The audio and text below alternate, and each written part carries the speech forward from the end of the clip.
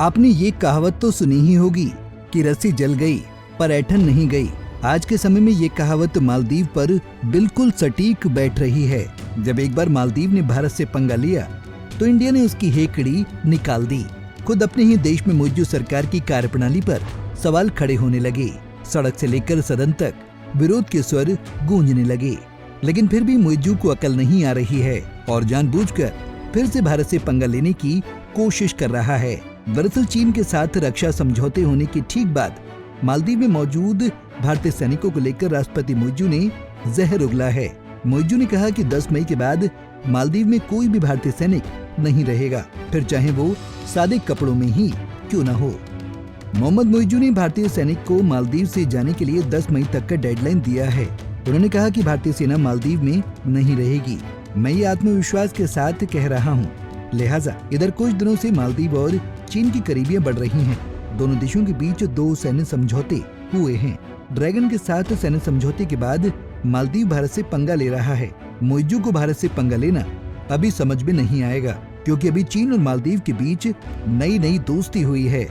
ये बातें दुनिया को पता है कि चीन हर जगह अपना लाभ ढूंढ कर ही किसी की मदद करता है और इसलिए वो दुनिया में ड्रैगन के नाम से विख्यात है। हालांकि रिपोर्ट के मुताबिक ये दावा किया जा रहा है कि चीन ने बिना किसी शर्त के मालदीव को सैन्य सहायता देने का वादा किया है। लेकिन सवाल यही कि चीन मालदीव को बिना किसी शर्त के सैन्य सहायता क्यों दे रहा है। ये सवाल मुइज्जू सरकार को जरूर सोचना चाहिए। वहीं सैन्य सहायता के अलावा दोनों देशों के बीच चीन के शोध जहाज शियांग होंग 3 को लेकर भी एक समझौता हुआ है। बता दें कि ये जहाज हाल ही में मालदीव पहुंचा था, जिसे चीन का जासूसी जहाज भी कहा गया। बहरहाल दोनों देशों के बीच हुए इस समझौते से भारतीय सागर क्षेत्र में समुद्री अनुसंधान प्रभावित हो सकता है। गौरतलब है कि भारत मालदीव को 40 सालों से सैन्य सहायता दे रहा है। विगत कुछ दिनों से भारत और मालदीव के बीच का रिश्ता तनावपूर्ण बना हुआ है, जिसकी शुरुआत पीएम मोदी के लक्षद्वीप दौरे से हुई थी। दरअसल पीएम मोदी ने हाल ही में लक्षद्वीप का दौरा किया, जिसके बाद पीएम मोदी का ये विजिट भारत समेत दुनिया के कई देशों में ट्रेंड करने लगा, जिससे मालदीव भड़क उठा। लक्षद्वीप की खूबसूरती मालदीव को रास नहीं आई। फिर क्या था, मालदीव के एक मंत्री ने भारत और पीएम मोदी के खिलाफ अपमानजनक टिप्पणी कर दी।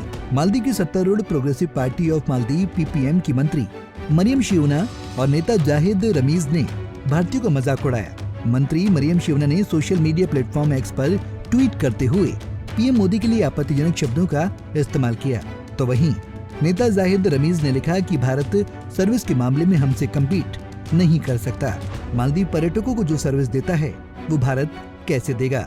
वो इतनी सफाई कैसे रख पाएंगे जितनी हम रखते हैं? उनके कमरों में आने वाली गंध उनके और टूरिस्टों के लिए सबसे बड़ी दिक्कत होगी। वहीं नेता जाहिद रमीज के इस ट्वीट के बाद सोशल मीडिया पर भारतीयों और मालदीव के नागरिकों के बीच जंग छिड़ गई।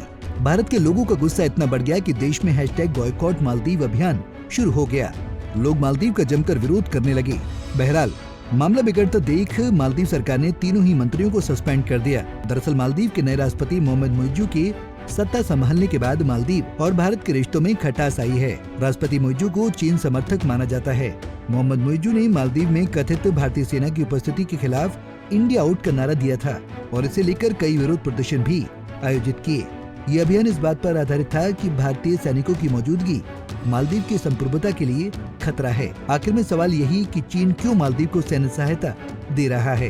क्या है ड्रैगन का इसके पीछे की साजिश? Bureau report, Punjab Kesari TV.